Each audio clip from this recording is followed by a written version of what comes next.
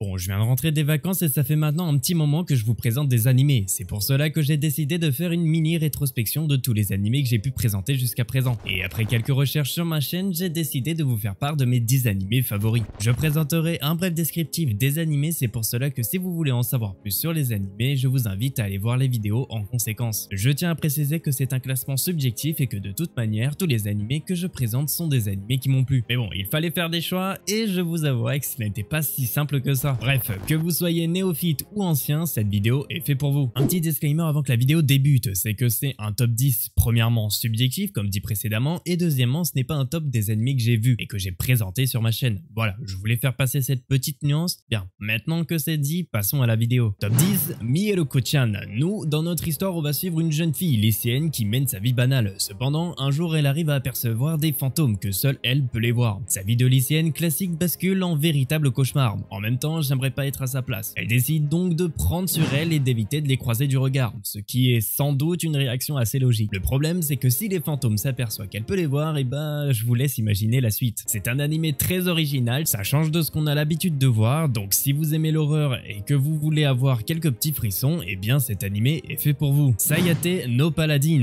est dans mon top 9 pour la simple et bonne raison que j'ai vraiment bien aimé le principe de l'animé, quelque peu original. Nous on va suivre Will. À sa naissance il se fait élever par 3 gardiens morts-vivants, Blood, Gus et Mary. Notre très cher Will va donc suivre attentivement les leçons qu'on lui donne, en magie, en combat, etc. Une fois son entraînement fini, il part à l'aventure et quitte sa famille après 15 ans. Et c'est là que nous allons le suivre dans son aventure. Le petit point que je trouve original, c'est ce côté bénédiction des dieux, etc. Effectivement, avant son départ, il a prêté allégeance à une déesse qu'il s'efforcera d'élargir ses partisans et donc d'augmenter la réputation de cette déesse. Vraiment, cet animé est très bien construit, que ce soit dans la narration, dans l'émotion que ça nous apporte. Donc si vous ne savez pas quoi regarder, regardez Sayate no Paladin. Top 8, The Rising of the Shield Hero. Cet animé est forcément dans mon top 10 car c'est celui où j'ai ressenti des émotions assez fortes. Et quand on enchaîne des animés, croyez-moi que ça devient difficile de recevoir pas mal d'émotions. Cet animé est très différent par rapport à d'autres isekai. Lui, il va nous transporter dans des émotions très sombres et très fortes. Effectivement, dû au rejet et au mépris de tout le monde, notre protagoniste tombera dans des phases très difficiles. Et pendant tout le long de l'animé, on se demande s'il va réussir à s'en sortir. Et c'est l'une des raisons qui fait que l'animé nous tient bien et nous lasse pas. On reste accroché à l'animé et on n'en perd pas une miette. Ce que peu d'isekai arrivent à faire, parmi les moins connus bien évidemment. Notre protagoniste va alors essayer de trouver sa place dans ce monde pour prouver sa valeur en dépit d'un handicap certain. Il ne peut ni retirer son bouclier, ni utiliser d'autres armes. Comme je l'ai dit précédemment, c'est un isekai. Nous, on va suivre l'aventure de Naofumi et un jour il tombe sur un livre dans une bibliothèque. Un livre narrant la légende de 4 chevaliers maniant chacun une arme différente. L'épée, la lance, l'arc et le bouclier. Au bout de quelques pages, il ne trouve plus que des pages vierges et il se retrouve aspiré à l'intérieur du livre où il devient le héros au bouclier. Et c'est comme ça que l'aventure commence. Comment notre protagoniste va-t-il y arriver entre mépris des autres et la limitation de ses pouvoirs dus au bouclier? Si vous aimez les isekai, The Rising of the Shield Hero est fait pour vous. Top 7, Vinland Saga. Voilà un animé qui sort du lot. Vous aimez la stratégie, les guerres et les vikings? Et bien cet animé est fait pour vous. Donc on va suivre Thorfinn, le fils de l'un des plus grands guerriers vikings. Et un jour, lorsque son père meurt, il jure qu'un jour il se vengera. Cependant, étant abandonné seul, il est dans l'obligation de suivre le groupe qui a tué son père. Il va donc devoir apprendre à se battre au champ de bataille alors qu'il n'est qu'un enfant. Un enfant même pas encore guerrier qui va devoir subir des atrocités. L'animé nous prend vraiment bien dans l'histoire avec de la stratégie, des combats gore de vikings ainsi que de leur mode de vie. On est direct plongé dans l'univers. Pendant l'histoire, on aura un tournant d'ambiance avec un jeune garçon joyeux et souriant, un jeune avide de joie avec un regard haineux. Bref, si vous aimez l'univers des vikings, alors vous allez aimer Vinland Saga. Top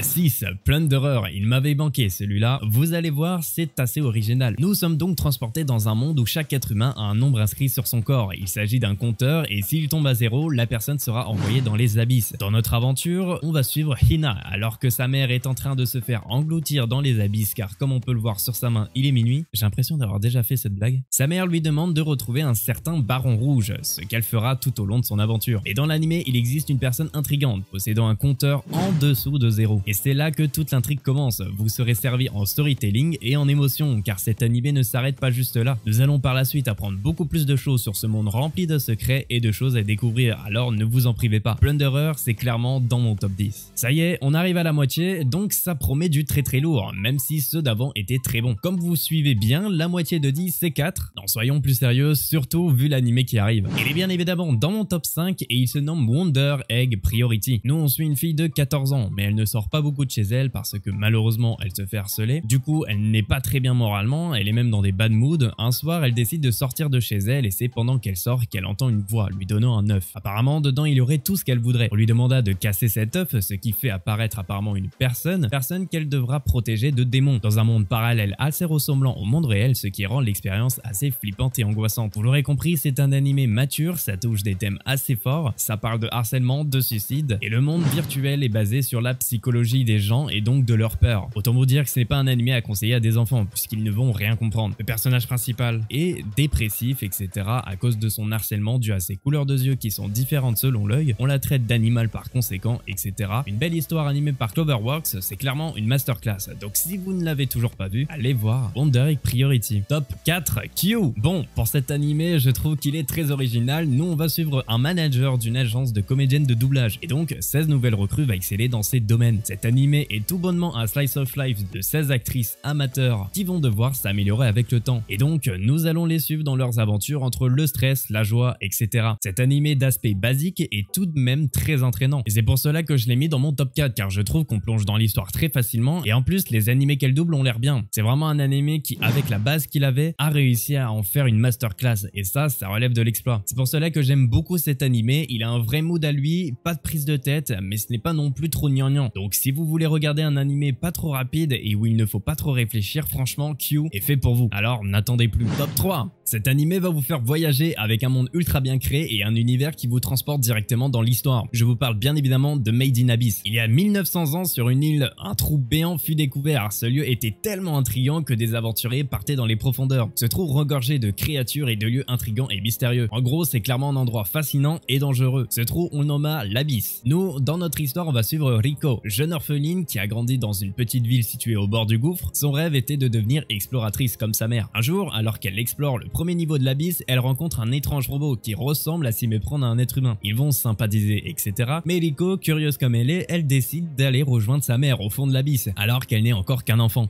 On va suivre Rico et Legu, le robot, dans leurs aventures, et plus on descend dans les étages, plus le risque de mourir est grand. Dans cet animé, vous êtes promis de découvrir de paysages fantastiques et merveilleux, et une aventure pleine de rebondissements, alors n'hésitez pas une seule seconde. Et allez regarder Made in Abyss, en plus la saison 2 se déroule en ce moment. Top 2, Overlord. Et oui, vous commencez à être habitué, j'aime beaucoup cet animé, et je trouve qu'il se démarque vraiment des autres isekai, et qu'il fait partie des grands maintenant. Il y a d'ailleurs une bonne vidéo faisant un résumé, je vous invite à aller la voir, ce n'est pas moi qui l'ai fait, mais je la trouve très bien travaillée, donc si vous voulez aller check et que vous aimez bien Overlord, allez-y. Passons, l'histoire débute dans Yggdrasil, un jeu de rôle virtuel ayant connu un véritable succès, mais sur le point de se fermer définitivement après 12 ans d'existence. Le protagoniste Momonga a néanmoins du mal à l'accepter, disons qu'il n'a aucune famille, ni amis, ni petite amie, et ne trouve plus de sens à vivre dans la réalité. Il est le chef de l'une des 10 meilleures guildes du jeu, la guilde Dain Zaol Gone, composée exclusivement de personnages non humains, et dont le quartier général est le grand tombeau de Nazari. Sur les 41 membres de la guilde, seul subsiste Momonga, l'autoproclamé chef, vu qu'il n'y a personne, et ses PNJ, des personnages créés par les membres afin d'assurer la protection du tombeau. Et vous connaissez le topo, Momonga décide de rester immergé dans le jeu jusqu'à la déconnexion forcée. À sa grande stupeur, à l'heure annoncée de l'arrêt des serveurs, au lieu de revenir dans le monde réel, il est envoyé dans un nouveau monde. Les PNJ prennent vie, en quelque sorte, et l'aventure commence. Entre stratégie, émotions fortes, vous aurez de tout dans cet animé, alors ne vous en privez pas. Et voilà, nous y sommes, mon top 1 est The Ancient Magus Bride. C'est un animé que je peux assurément vous le présenter, et encore une fois, cet animé se démarque vraiment des autres, je trouve. Nous, on va suivre l'histoire de Hitori Chise,